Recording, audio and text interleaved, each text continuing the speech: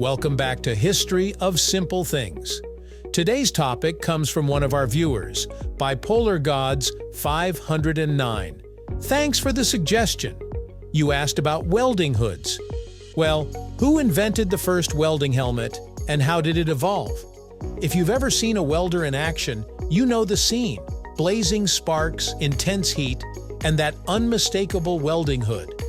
But have you ever wondered where that protective helmet actually came from?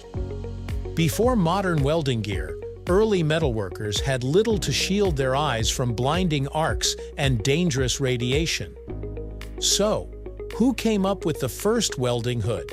And how did it transform into the high-tech helmets we use today?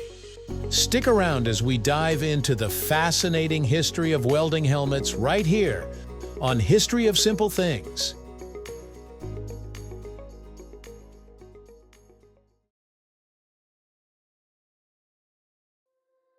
To understand why welding helmets became necessary, we have to go back to the early days of welding.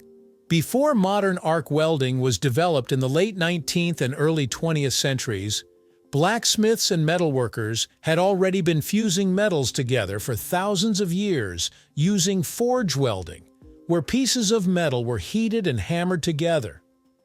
However, these older methods didn't produce the same blinding light and harmful radiation that arc welding does.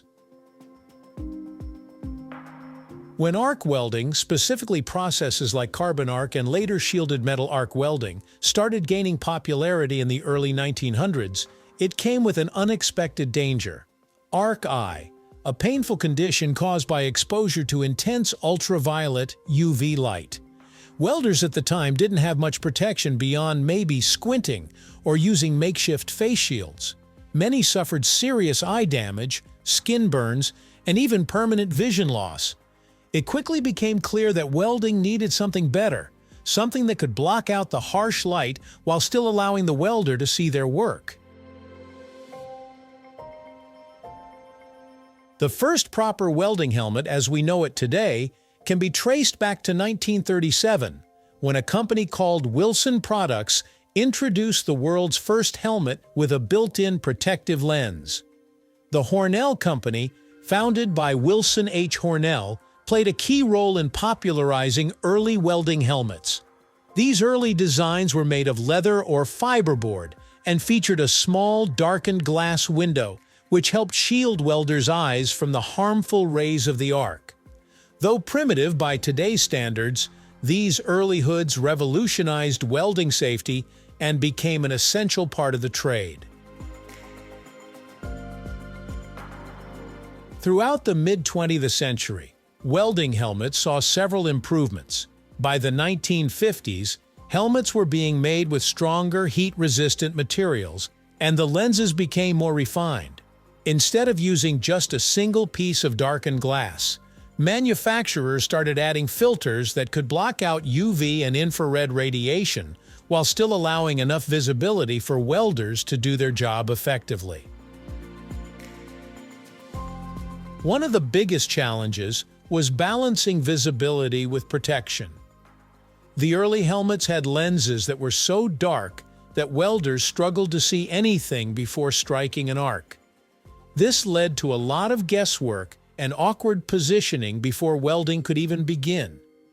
Some welders would flip their helmets up and down constantly, trying to line up their work before lowering the shield and striking the arc. This was not only inconvenient, but also introduced safety risks. The biggest leap forward in welding helmet technology came in the early 1980s with the invention of auto-darkening lenses.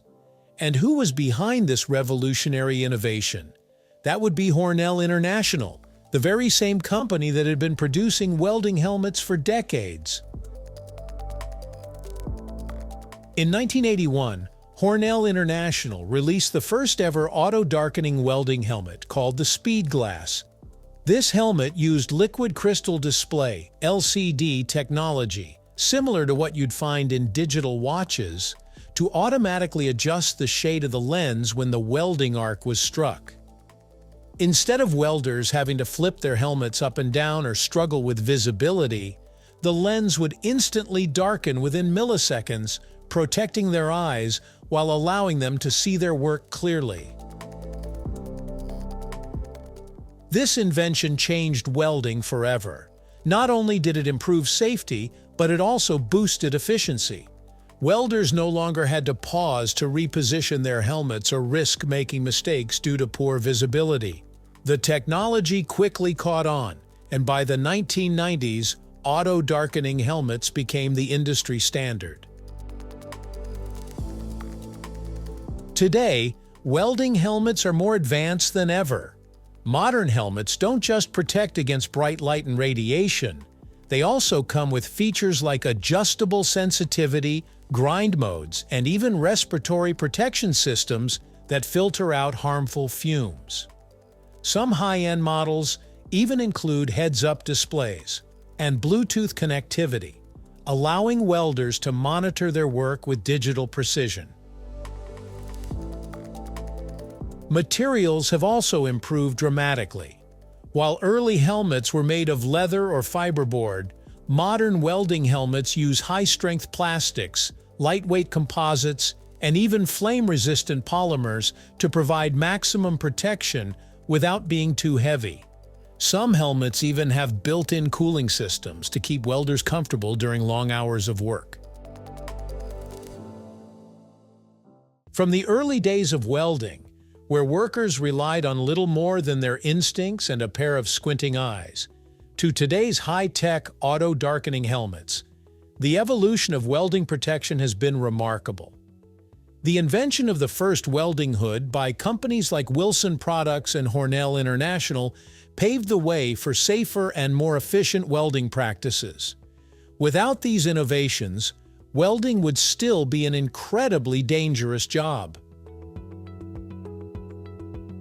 So the next time you see a welder, whether in a factory, a workshop, or even on a construction site, take a moment to appreciate that heavy-duty helmet they're wearing. It's more than just a piece of safety gear. It's the product of decades of innovation, trial and error, and a relentless pursuit of making welding as safe as possible. And who knows, the next big leap in welding helmet technology might be just around the corner. Thank you for watching. If you have suggestions for our next video, feel free to share them in the comments below. We'll be sure to give you an acknowledgement for your contribution.